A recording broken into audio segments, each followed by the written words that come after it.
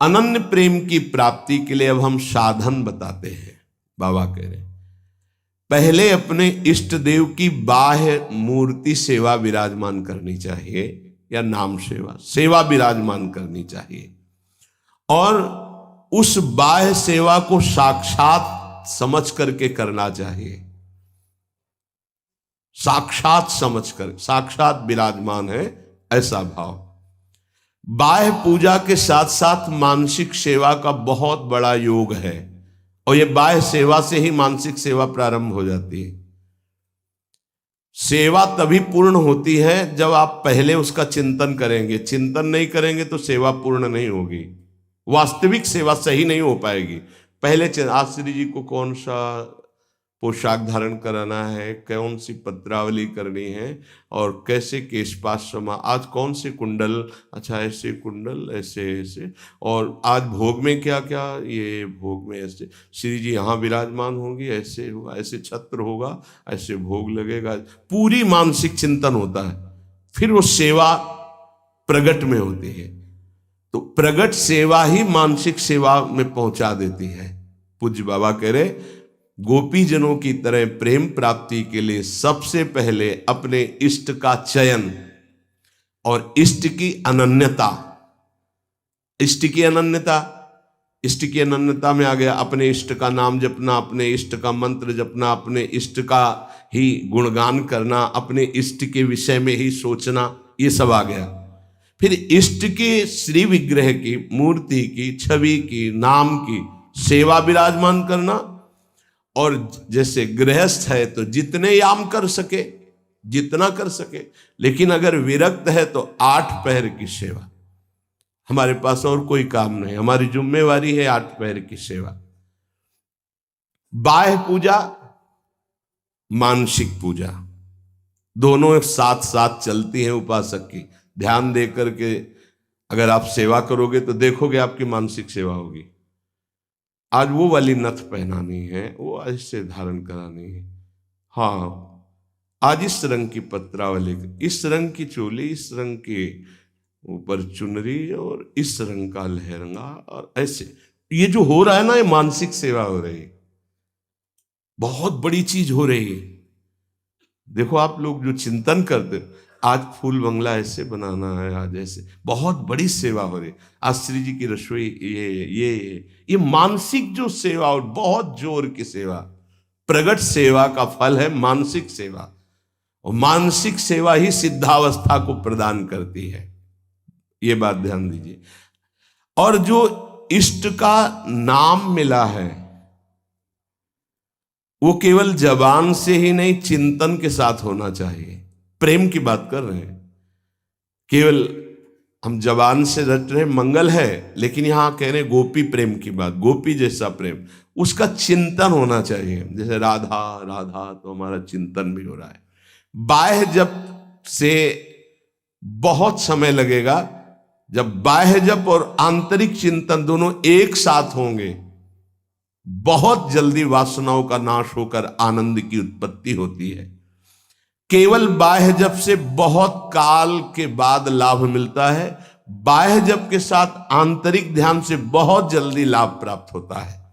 इष्ट देव का चयन, इष्ट देव की अनन्यता, इष्ट देव की प्रगट सेवा, मानसिक सेवा, और इष्ट देव का नाम ध्यान सहित जप, और इष्ट देव के ही गुणों का चिंतन करना। हमारी श्री जी का ऐसा स्वभाव, हमारे लालजू का ऐसा स्वभाव, उन्हीं की तरफ चिंतन करना। अन्य सब संबंध चिंतन को छोड़ना गोपी प्रेम की प्राप्ति है। महाराज जी सुनते हैं श्री सुखदेव जी का वैराग्य बहुत तीव्र और उच्च कोटि का था। क्या ऐसा कोई साधक वैराग्य नहीं धारण कर सकता? इस कोटि का वैराग्य क्या साधु के अंदर, साधक के अंदर नहीं आ सकता? निश्चित आ सकता है, पर ये सकामी साधक के अंदर नहीं, विषयी साधक के अंदर नहीं। जो निष्काम भाव से दृढ़ निश्चयी है कि केवल शरीर पोषण के लिए वस्त्र और भोग आदि, जो प्रारब्धवशात, कोई चाह नहीं, उसके हृदय में तीव्र वैराग्य जागृत होता है। दृढ़ लक्ष्य, दृढ़ निश्चयी, शरीर की भी परवाह नहीं, नहीं खान पान ते भावे है, नहीं कोमल वसन सुहावे है, सब विषय लगे ते खारा है, हरि आशिक का मग न्यारा है। जो अंदर से दृढ़ निश्चयी नहीं है, अंदर से भगवत प्रेम का भाव लक्ष्य नहीं है, तो बाह्य त्याग फिर दंभ पैदा कर देता है, दिखावटीपना फिर आने लगता है, जो बहुत ही साधक के जीवन में धोखा पैदा कर देता है। ये बुद्धि है बहुत जल्दी सिद्ध होना चाहती, फिर वो नाटक शुरू कर देता है, बहुत शास्त्र विरुद्ध आचरण होने लगते हैं। इसलिए निष्काम भगवत प्राप्ति का दृढ़ लक्ष्य, निरंतर भगवत चिंतन, खान पान आदि से राग रहित, तो श्री सुखदेव जी जैसा वैराग्य आ ही जाएगा। पूज्यपाद बाबा कहते ऐसा नहीं कि उनको जो वैराग्य था वो किसी को प्राप्त ही नहीं हो सकता। लाखों हो गए हैं, देखा थोड़ी सबने, लाखों हो गए, लाखों हैं, लाखों होते रहेंगे। ये भगवान की सृष्टि है। जैसे जड़ भरत जी की स्थिति आई, उनसे ऊंची ऊंची स्थिति के ज्ञानी महापुरुष देखे गए, उनसे ऊंची स्थिति के ज्ञानी महापुरुष देखे गए, पर चर्चा उनकी गाई गई है। भगवान ऋषभदेव जी के पुत्र हैं, लेकिन ऐसे लाखों जड़ भरत हो चुके, लाखों होंगे। ये भगवान की सृष्टि, ऐसे ऐसे महापुरुष ब्रह्मबोध संपन्न देखे गए, जिन बिल्कुल निरपेक्षता की मूर्ति, निरपेक्षता की मूर्ति। हाँ, जिस दिन से सन्यास हुआ कभी वस्त्र ही नहीं धारण किया, दिगंबर, गंगा जी का किनारा वही, और ऐसा सरल स्वभाव कि मतलब देखने से ऐसा लगता था देखता ही रहे कोई। ऐसे सब जटा, सब बाल, से दिगंबर बैठे हुए, वो भोला बालक जैसा चेहरा, वो तपस्या के धनी, बड़े बड़े धर्म सम्राट करपात्री जी आदि साष्टांग दंडवत करते। असनी गंगा किनारे स्वामी श्री अनंग बोधाश्रम स्वामी, सेनपुर स्वामी श्री मग्नानंद सरस्वती जी, नजफगढ़ श्री स्वामी ओंकारानंद, ये गंगा का किनारा ना, एक से एक महापुरुष, सिद्ध महापुरुष। पूज्य बाबा, ये भगवान की प्राप्ति भगवान की इच्छा पर निर्भर है या पुरुषार्थ पर निर्भर है? भगवत प्राप्ति भगवत इच्छा पर निर्भर है कि वो जिसको चाहेंगे मिल जाएंगे, या अपना भी कोई पुरुषार्थ है? भगवान की आज्ञा का पालन करते हुए जो पुरुषार्थ करता है उसी को भगवत प्राप्ति होती है। ये कायरता नहीं कि बैठे भगवान की इच्छा होगी तो भगवान मिल जाएंगे, ऐसे कभी नहीं होगा। देखो जो वर्णन कर रहे हैं महापुरुष है, भगवान की आज्ञा का पालन करते हुए भगवत प्राप्ति के लिए बहुत प्रयासशील, जितनी हम में सामर्थ्य है, निश्चित उसको ही भगवत प्राप्ति होती है। जिसका जितना तीव्र पुरुषार्थ होगा उसका उतना ही भगवत कृपा उसके ऊपर उतरेगी। पुरुषार्थ अत्यंत आवश्यक, रात दिन जो लगे हुए। सिद्धि असिद्धि में सम रहना है भगवान की इच्छा की बात है, ये छोड़ दो भगवान पर। फल की सिद्धि असिद्धि में हमारा प्रयास पूरा रहेगा, उसी को भगवत प्राप्ति होगी। सिद्धि असिद्धि में सम रहो, लाभ मिला कि नहीं मिला, फायदा हुआ कि नहीं, इस पर सम रहो, इस पर ध्यान मत दो। तुम पुरुषार्थ करते रहो, प्रयास करते रहो, निश्चित तुम्हें भगवत प्राप्ति हो जाएगी, पक्का। देखो ये पूरे जीवन की यात्रा की बात है, 4 दिन में सुधरने वाले नहीं हैं। विश्वास हमारी बात पर करना, ये कोई छोटे मोटे शत्रु नहीं है, नहीं तो तुम्हारी साधना फिर ढीली हो जाएगी कि 2 साल हो गए, अभी तो हम काम विजयी नहीं हुए, क्रोध विजयी नहीं हुए, अभी हम लोभ विजयी नहीं हुए, मोह विजयी। छोड़ो ये सब बातें, तुम भजन का पुरुषार्थ करो, जैसी स्थिति है वैसे शांत रहो, शांति से ये नष्ट हो जाएंगे। निरंतर भगवान के स्मरण में लगे रहो। भक्तों की ये मान्यता फल पर होती है कि भगवान जैसा चाहे, लेकिन पुरुषार्थ पर नहीं। हमें जो समय, जो दिनचर्या, जो भजन, उस पर हम कायर बन करके नहीं बैठेंगे और जैसा भगवान, नहीं। उसके लिए हमें जो गुरुदेव ने आज्ञा करी, जो दिनचर्या, जो भजन, उस पर तत्पर रहेंगे। आप बहुत जोर देते हैं भजन पर, तो भजन किसे कहते हैं? अर्थात हम किसको माने कि भजन हो रहा है? उत्तर, अंतःकरण में निरंतर अपने इष्ट का गाढ़ चिंतन होना भजन कहा जाता है। अंतःकरण शब्द बोला है, यहां से गाढ़ चिंतन होना, निरंतर भजन कहते हैं, जिसे भगवदाकार वृत्ति, उसे भजन कहते हैं। दूसरा भजन का अर्थ है सेव्य को सुख पहुंचाना, सेवा, भज धातु सेवायाम। उपासक दो ये बातें पकड़े रहता है, उसे भजनानंदी कहते हैं। अंतःकरण से अपने इष्ट का गाढ़ चिंतन, वो रूप का हो, नाम का हो, मंत्र का हो, और शरीर से प्रकट सेवा में प्रतिपल लगे रहना, ये दो वृत्ति जिसके अंदर है वो भजनानंदी है। सेवा में, चाहे वो गृहस्थी की सेवा हो, व्यापार हो, नौकरी हो, किसानी हो, या विरक्ति की सेवा में, जो भी सेवाएं हैं, शरीर से प्रतिपल सेव्य को सुख पहुंचाने के लिए सेवा, और हृदय से प्रतिपल आराध्य देव का स्मरण, इसी का नाम भजन है। और यही भजन परमानंद प्रदान करता है, यही भजन महापुरुष बना देता है, यही सेव्य के समान कर देता है। प्रभु सेव्य है, प्रभु के समान कर, ब्रह्मविद ब्रह्मयु भवति। तो भजन क्यों करना चाहिए? अरे अपना कमाते हैं, खाते हैं, जी रहे हैं, क्यों भजन करें? भजन इसलिए करना चाहिए कि हम अवगुणी हैं जन्म जन्मांतर से, अवगुण छोड़ने के लिए। हमारे अंदर बड़ी नीच वासनाएं हैं, उन वासनाओं का नाश करने के लिए। हम बड़े हीन विचार वाले हैं, उन विचारों का नाश करने के लिए। हमें हर तरफ से दुख ने घेर रखा है, उस दुख का नाश करने के लिए, जन्म मरण से छूटने के लिए ये हमें भजन करना है। हम जिसका भजन करते हैं उसके सारे सद्गुण हमारे अंदर आ जाते हैं।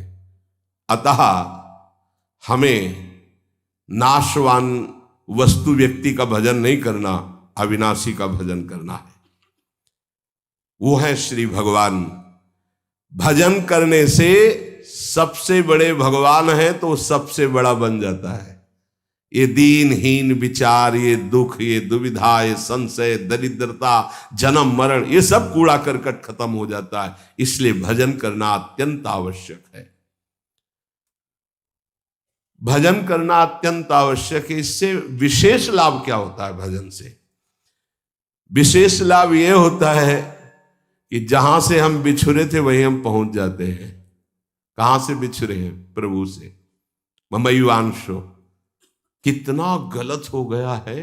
भगवान ऐसा लगता कोई और है, और संसार लगता ये मेरे, और वो के ममैवांशो, वो मेरे पिता है, मेरे स्वामी, मेरे प्रीतम, मेरे सब कुछ, और उनको मैं भूल गया। ये बात जानने के लिए जब हम भजन करते हैं तो हमारे हृदय में आ जाता है कि हमारे प्रभु है। फिर जो सुख प्राप्त होता है वो कभी किसी लोक और भोग में नहीं प्राप्त हो सकता। प्रेम स्वरूप हमारे इष्ट है तो हमारा प्रेम स्वरूप जागृत हो जाता है। भजन का लाभ है भगवान से बिछुड़े थे भगवान से मिल जाना। अगर भजन ना करे तो, पहले कहा भजन क्यों करना चाहिए, अब कह रहे हैं अगर भजन ना करे तो, अगर भजन नहीं करोगे तो विषय फंसा लेंगे, काम क्रोध लोभ मोह मद, और तुम्हारी दुर्गति कर देंगे। ये क्षण भंगुर विषयों का चिंतन होगा, क्षण भंगुर विषयों का भोग होगा, तो तुम्हें एक क्षण भी सुख का अनुभव नहीं होगा, दुख ही दुख तुम्हें घेर लेगा। अतः निरंतर भजन करने के लिए इसीलिए कहा जाता है कि कोई विषय चिंतन न बने, कोई विषय क्रिया ना हो, कोई विषय हमें दुख में फंसा ना पावे। सबसे बड़ा लाभ निरंतर भजन है। भजन करने का अधिकारी कौन है? बहुत बड़े ज्ञानी प्रश्नकर्ता श्री अखंडानंद सरस्वती जी। भजन करने का अधिकारी कौन है बाबा? सब भजन करने के अधिकार, सबका अधिकार है भजन करने। बाल बच्चा कोई भी, पुरुष नपुंसक नारी वा जीव चराचर कोय, सर्वभाव भज कपट तज मोहि परम प्रिय सोय। बाबा ये भजन करने वालों में भी पाप कर्म देखे जाते हैं, ये क्यों नहीं छूटते हैं? भजन तो सब पापों का नाश कर देता है, फिर भजन करने वालों से पाप कर्म क्यों नहीं छूटते? क्योंकि वो सही भजन नहीं करते। बहुत ध्यान से समझना, वो विषय चिंतन करते हैं, विषय भोग करते हैं, उस समय भजन छोड़ देते हैं, जिससे पाप बनता है, भजन में अरुचि होती है। हम इसीलिए तो कह रहे हैं निरंतर भजन करो, विषय चिंतन मत करो। जो भजन भी करता है और विषय चिंतन और विषय भोग भी करता है, उसको जन्म जन्मांतर लग जाएंगे, बाबा कह रहे हैं। क्योंकि जन्म जन्मांतर इसी से होते चले आ रहे हैं, बार बार विषय चिंतन, बार बार विषय भोग। इसीलिए तो हम कहते हैं भैया, एक जन्म का सारा मेहनत समय इस बात में लगा लो कि विषय चिंतन न होने पावे, पाप कर्म न होने पावे, भजन बन जाए। हम अगर एक जन्म प्रभु को दे देते तो अनंत जन्मों की बिगड़ी बन जाती, तो घाटा थोड़ी है, लाभ ही लाभ है। जितना समय भजन नहीं करेंगे उतना समय मन विषय चिंतन करेगा और आपके द्वारा पाप कर्म हो ही जाएगा। पाप कर्म होगा तो सबसे पहले गुरु में अश्रद्धा होगी, फिर इष्ट भजन में अरुचि होगी। ये उसका लक्ष्य। कहीं भी अपराध करो, वो पहले आपके गुरु संबंध को तोड़ेगा, तभी तुम्हारे ऊपर प्रहार कर सकता है। नहीं, गुरु कृपा पात्र पर प्रहार नहीं कर सकती माया। पहला कार्य करेगी, गुरु संबंध छुड़वाएगी, इष्ट चिंतन छुड़वाएगी। इसलिए हम कहते हैं जितना जितना समय तुम विषय चिंतन में देते हो, अगर वो भी भजन में दे दो तो पाप छूट जाएंगे, नहीं तो पाप कर्म होते रहेंगे, भजन का अनुभव नहीं होगा। कहा जाता है कि भजन करने वाला एकांत सेवन करे। इसका मतलब क्या होता है?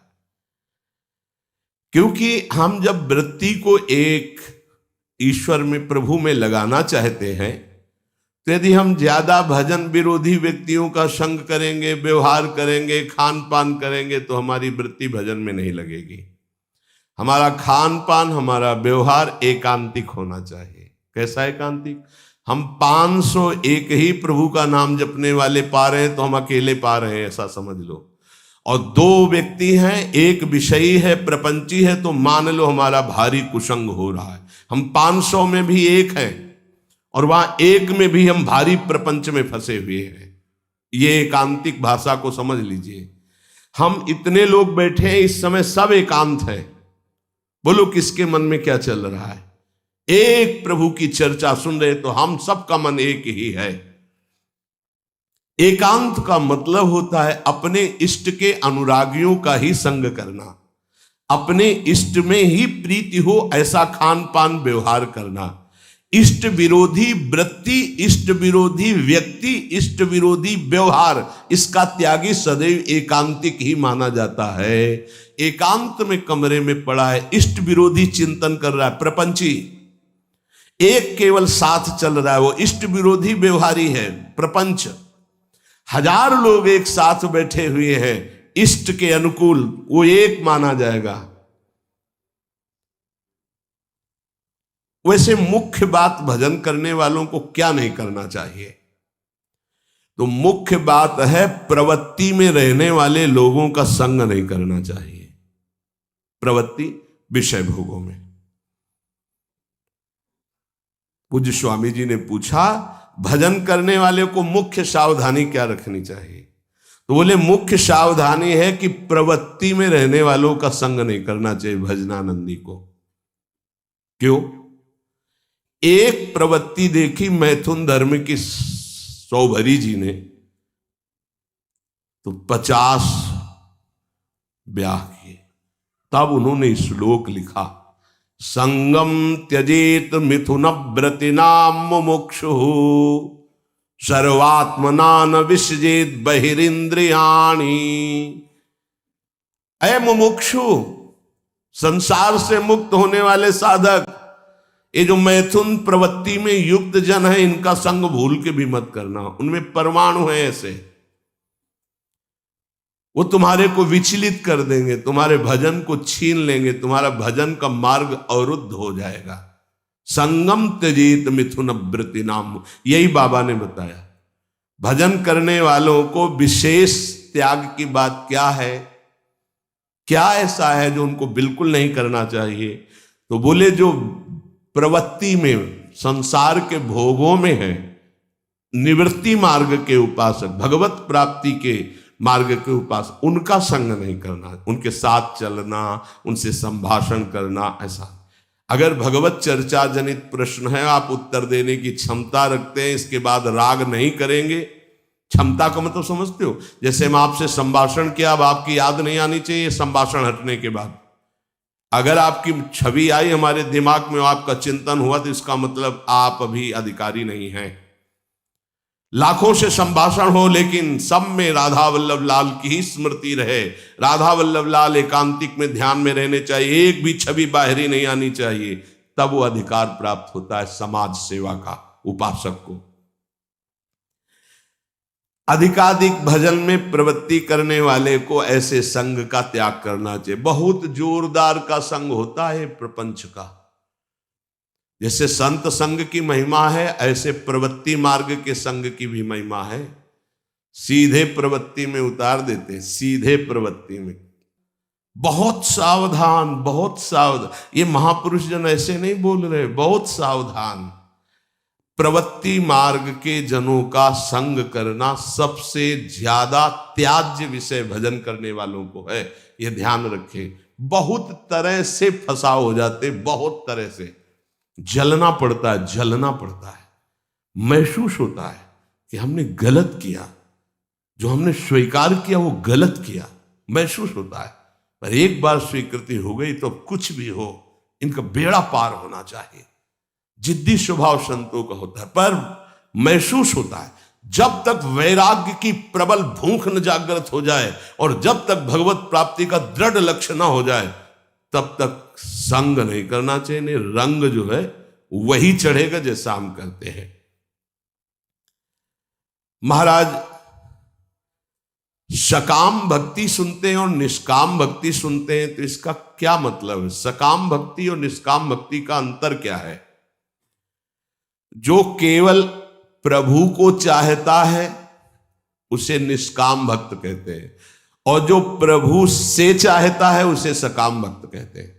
सीधी भाषा में बाबा ने, जो केवल प्रभु को चाहता है वो निष्काम भक्त है, जो प्रभु से चाहता है वो सकाम भक्त है, जो केवल गुरुदेव को चाहता है वो निष्काम भक्त है, जो गुरुदेव से चाहता है अपनी अनुकूलता, अपने लिए, वो सकामता और निष्कामता में है। ये प्रभु से संबंध सिर्फ प्रभु चाहिए, प्रभु का वैभव, प्रभु से कुछ नहीं, सिर्फ प्रभु से प्रभु चाहिए, आप चाहिए, आप गुरुदेव से सिर्फ गुरुदेव चाहिए।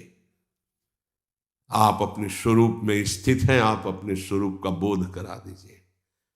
जो हम आपकी शरण में हुए हैं, हम आप में तदात्म हो जाए, बस आपसे और कुछ नहीं चाहिए।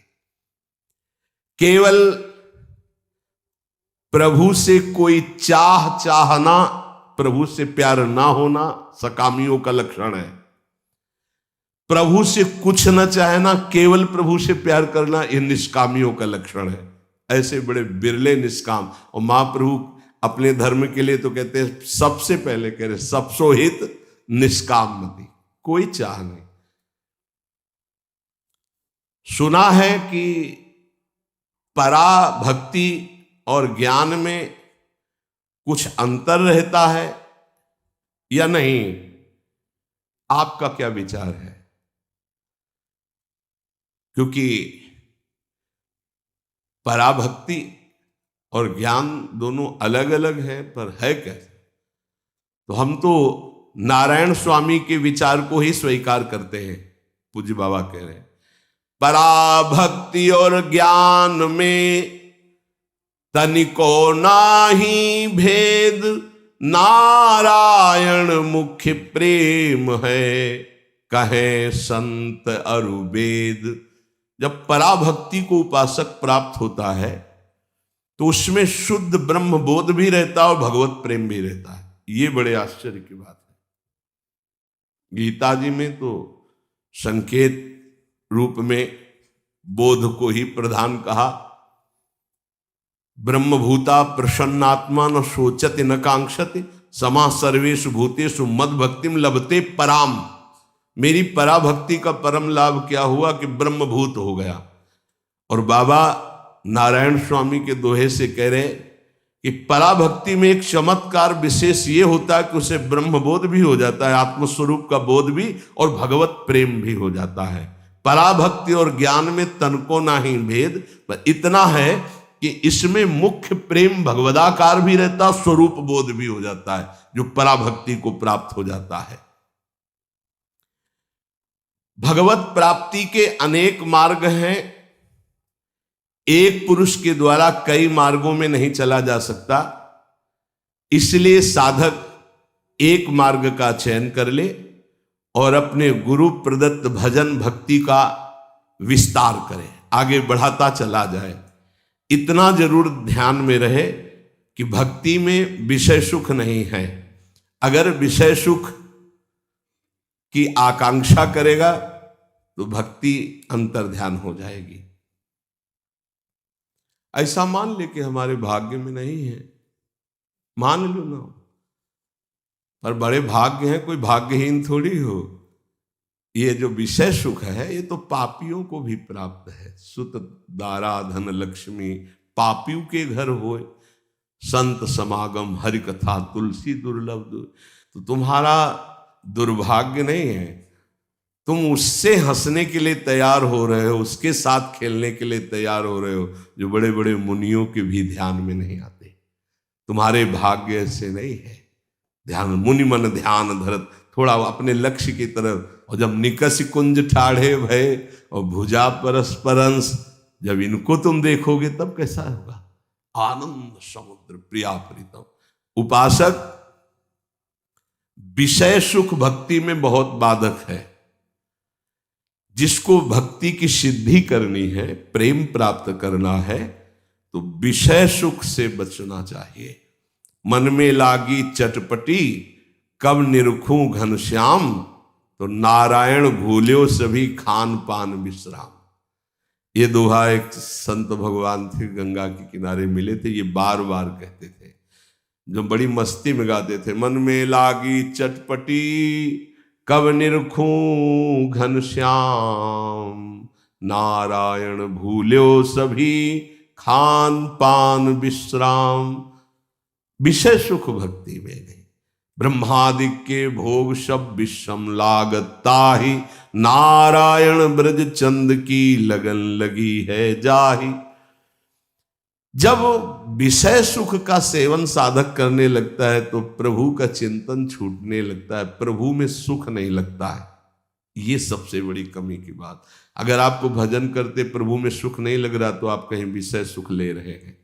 ध्यान दीजिए, जब प्रभु के चिंतन करते करते आपके आंसू निकलने लगे, रोमांच होने लगे, अब सुख आया है।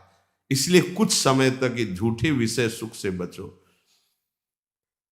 कुछ अच्छा नहीं लगता। सच्ची भगवान वो सब संयोग प्रदान करते हैं, खान पान विश्राम सब, कुछ अच्छा नहीं लगता। जो मन प्रभु के चरणारविंद का आशिक हो जाता, कुछ अच्छा नहीं, कोई उसे अच्छा ही नहीं लगता। सच्ची मानिए, कुछ अच्छा नहीं लगता। सब कुछ है पर कुछ अच्छा नहीं लगता। क्यों? क्योंकि जो वास्तविक अच्छा लग रहा था सब में, वो अनंत ब्रह्मांडों का अच्छा लगने वाला अब अच्छा लगने लगा है, इसलिए अच्छा नहीं लगता। अगर किसी का शरीर अच्छा लग रहा है तो कृष्ण है इसलिए अच्छा लग रहा है, वो अंतर ध्यान हो जाए तो कहां अच्छा लगेगा। किसी वस्तु में आकर्षण है तो कृष्ण का है, और अब सीधे कृष्ण का आकर्षण हो गया तो अब कैसे अच्छा लगेगा।